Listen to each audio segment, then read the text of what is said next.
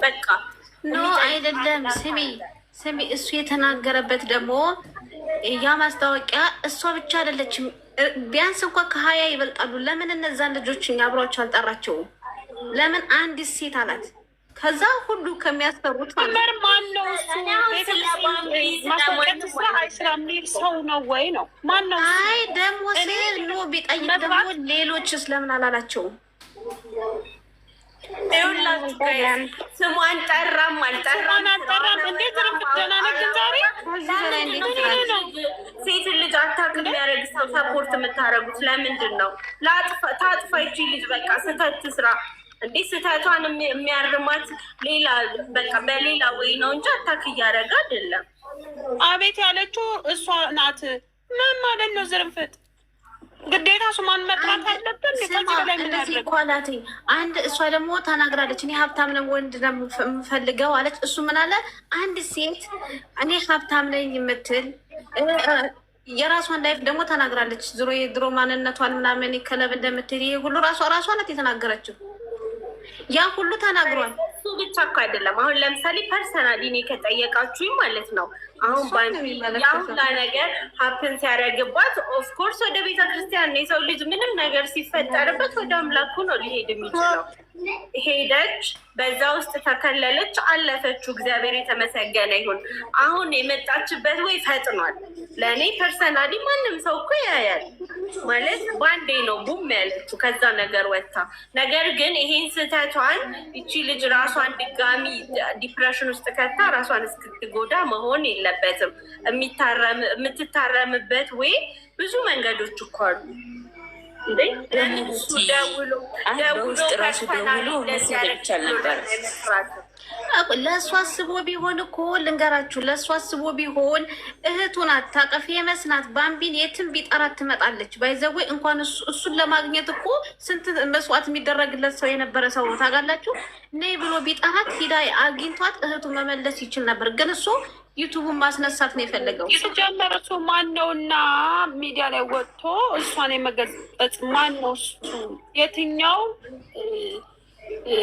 መላእክት ሆኖ ነው እሱ እንደዛ ሰውን ሴትን የሚገስጸው ነው? ሲቀጥል ደግሞ ሁላችንም እየራሳችን ኃጢአት ከዛ የበለጠ ኃጢአት እኮ ተሰሯል። አልቻለሁ እንዴት እንደደገጥኩ እስካሁን ድረስ ጌታ መሰከረን። እኔ በቃ አልቻልኩም። ክርስቶስን አንድ ነገር ብትሆን አስባችሁታል? ነገ ምልጥ እኔ ግን በጣም የማዝነው ምን አይነት ሰዎች ትረሻታለሽ? ቆይ ልቤ ልንገርሽ፣ የማዝነው ማለት ነው እግዚአብሔር ምን አይነት ሰዎች እንደሆኑ የማዝንባችሁ ታውቃላችሁ? የሆነ ሰውን በተጎዳበት ሰዓት የሚጎዱ ሰዎች ለምን ምን አይነት ወሬ ነው? ለምን ይቅርታ ትጠይቃታለህ? እንዴት እንደሚሰድቡ የሚሳደቡ ብታይ። እኔ አሁን ለምሳሌ ማለት ነው እሸቱ ዛሬ ይቅርታ ቢጠይቃት ለእኔ ምንም መስሎ አይታየኝም። ይቺ ልጅ ዛንቀ ቦታ ቢሆንስ እኔ ራሽ ለወገኔ ልትሉ ነው እኮ እግዚአብሔር። ሰው ልጅ እንዴት ለሰው ልጅ መሞት በታሪክ ምክንያት መሆን የለበትም። በቃ እንዴት ጥፋትን የሚጠይቃችሁ ሴት አይደለሽ እንዴ? ለምንድን ነው የማያገባን? ለሴት ስለ ወንድም ስለምንም ሳይሆን በቃ ለማንም መሞት ሪዝም መሆን የለብንም። እኔ ቅርታ አድርጉልኝ። ሴት ልጅ አንድ ነገር ልንገራችሁ ማለት ነው። ብታጠፋ ራሱ እሰይ ከእሷ ጎን ለመሆነው እንኳን ለጠፋች ብታጠፋ እሰይ ብዬ ከጎኗ ነው የምሆነው።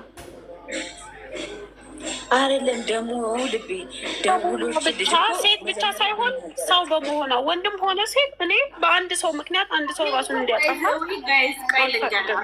አሁን ለምሳሌ ምድር ላይ እኮ ብዙ ኃጢአት እንሰራለን። እግዚአብሔር ይቅር እንደሚለን እናምናለን አይደለም?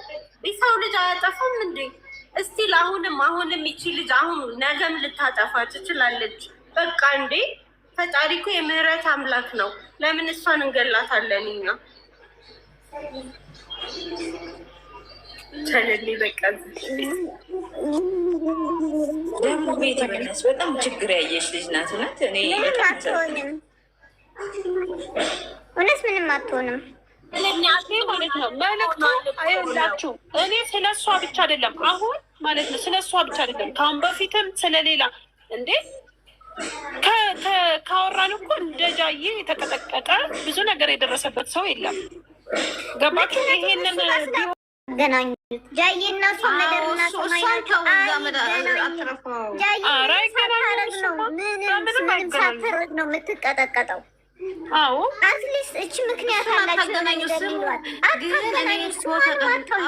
በቃ አታገናኙት፣ በምንም ታምር አይገናኙም። እና እኛ ልንል የፈለግነው በጣም የተቀጠቀጠ ሰው፣ በጣም የተሰደበ ሰው ምክንያት ነው የሚፈልገው። ገባችሁ? በጣም ትንሽ ምክንያት ነው የሚፈልገው። በጣም ከባድ ነው። ምን እንደሆነ ታውቂያለሽ? ሰው ማውራት ከቻለሽ ታውራ። ትንሽ ነገር የሚሰብረው ሰው አለ፣ በጣም ብዙ ነገርም የማይሰብረው ሰው አለ። ገባሽ አይደለም?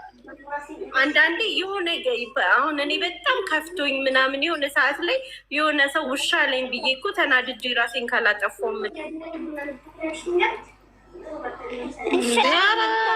ጊዜ መሰደብም ያስጠላን የሰለቸን። በእናታችሁ ሁሉ ጊዜ መሰደብ፣ ኧረ በስመ አብ ከባድ ነው።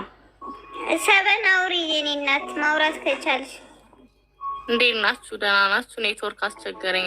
እሺ ችግር የለውም። ጃለን ማን ያስወለደኝ? አንዴ ያወራኝ እንዳኔ አፈር ብሎ እሺ፣ ያስወረዳችሁኝ ቆሻሻ ሁላ